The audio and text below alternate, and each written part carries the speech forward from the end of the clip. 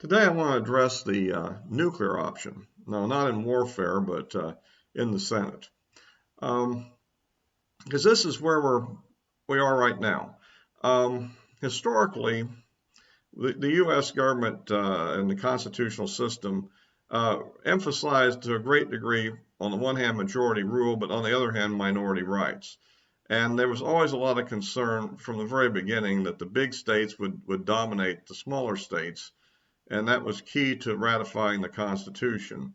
Um, and so they put in provisions that were designed to protect the smaller states, and that's why each state gets two senators, regardless of its size, whereas the House is proportioned based on population. Well, one other aspect that's been very key for years has been the principle in the Senate of unlimited debate, which reigned for many, many years, and was eventually what occurred, I guess, is in 1917, they introduced the idea of the cloture vote, in which a two-thirds majority could block debate and force a vote to finally occur. Okay, and that it was a reasonable provision still, which provided a lot of protection for the minority rights, of course, and and that was fairly accepted. Also, the rules for years had been and still are that to change the rules of the Senate formally, you need to actually have a two-thirds vote. Okay. Well, this went very well until the Supreme Court became increasingly political and started deciding, well, even though there's no constitutional provision that requires this, or the law doesn't require this, we're simply going to vote the way we feel things ought to be, not the way the law really is written or was intended to be written by the people that wrote it. Because after all, if you're trying to interpret what a law means, you should interpret in the context of what it was meant when it was legislated. And after all, going back to the debate records of the periods where it was debated, you could tell what issues in play and what was intended by the law and so forth, and the same for the Constitution and the amendments. Well, what happened then was when the court system, particularly the Supreme Court, decided to legislate from the bench in a fairly major way on issues of major significance.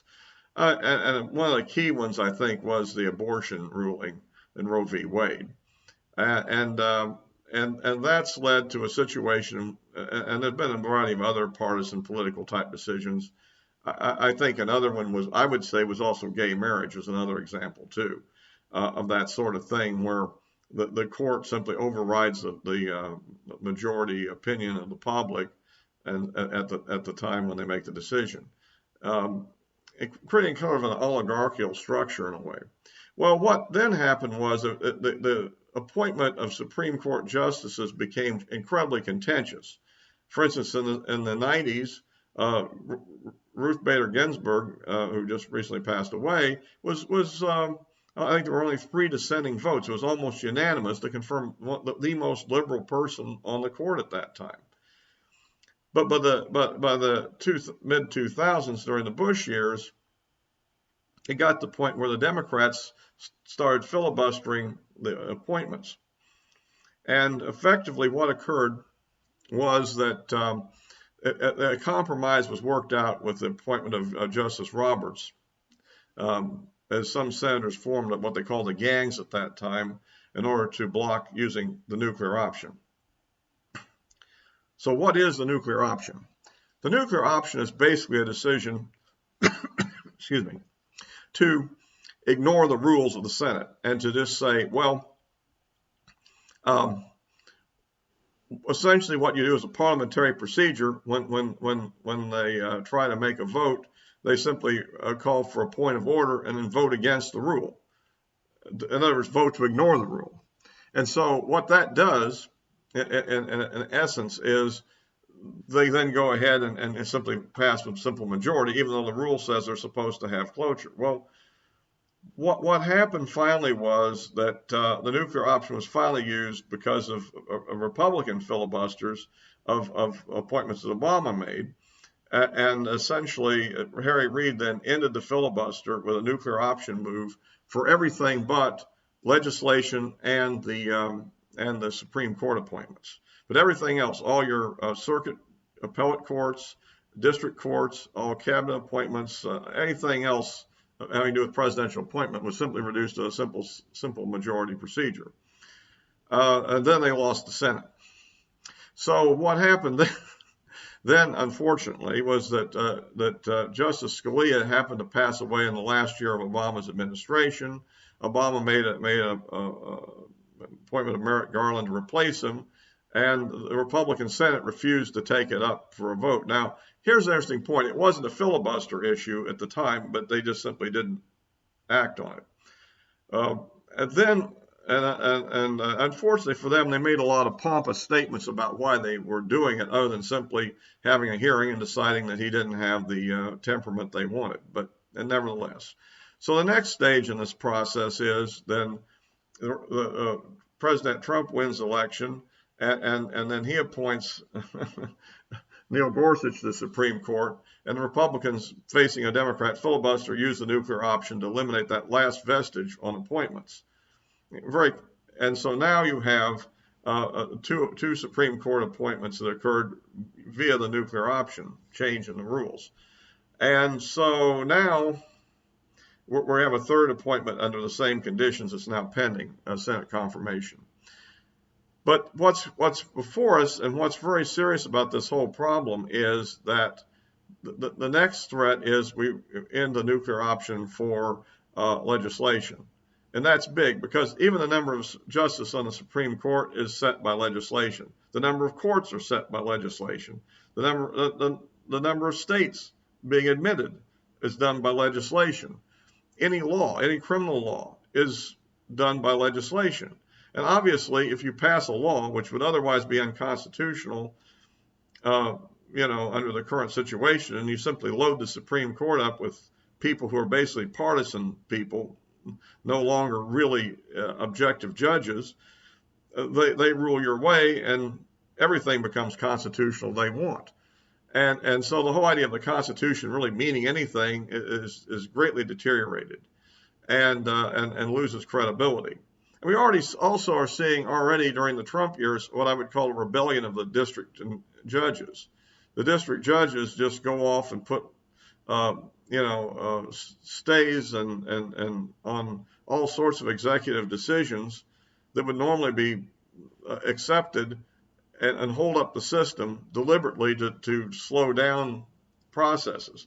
They themselves are already rebelling, and of course the Republicans have appointed a lot of people to these lower courts.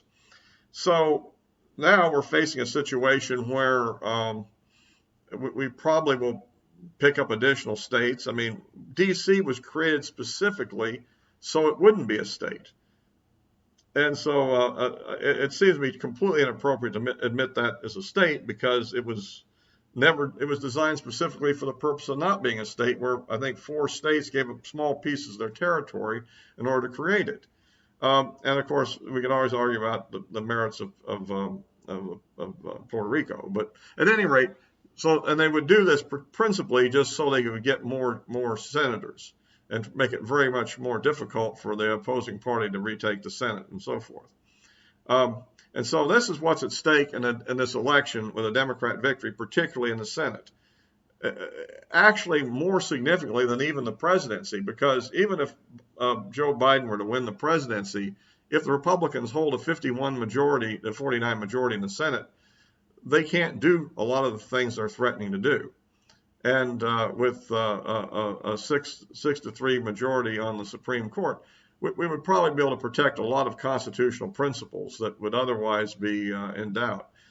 But my own opinion is this nuclear option should never have been allowed in the first place, and for the following reason. When President Obama did his DACA decision, he basically made a decision, and then President Trump came in and reversed it. Well, what happens then?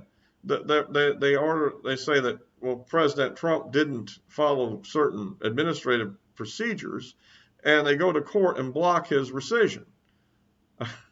Very, very amazing, isn't it? So now, you see, it seems like the courts feel free to intervene in what the executive does as far as their rights, but they don't seem to intervene in the Congress. And I think they really should have when the first nuclear option was used. It should have been appealed to the court, and I actually wrote to senators at the time that they should have, and hopefully got us a decision blocking that, so that the Senate would have to follow their own rules, and therefore we wouldn't be in this much more dangerous situation we're facing ahead. But if it does happen, I think we're going to run into a situation where there's going to be a lot of regret. Let's put it this way. And I don't know. I think a lot of pushback at the local level. What ultimately happens, I don't know. Maybe they get by with it. Maybe they don't. Maybe they lose the next election dramatically, or maybe they don't. I don't know. But I think we're in for a troublesome time ahead. Let's put it that way. If they get control of the whole government, the presidency and the Senate and the House. So I would certainly urge everybody to support the Republican senator candidate, even if you don't particularly like the individual, because I think it will maintain a more constitutional system through a troublesome time politically. And we can always hope that President Trump does get reelected, and we'll just see what happens in the 4 weeks ahead. So if you please give me a like here if you like this video, and subscribe if you're new to this channel, and or forward it to anybody else you think would be interested in seeing it. You can just copy the HTTP at the top and forward as a link. That'll be it for now.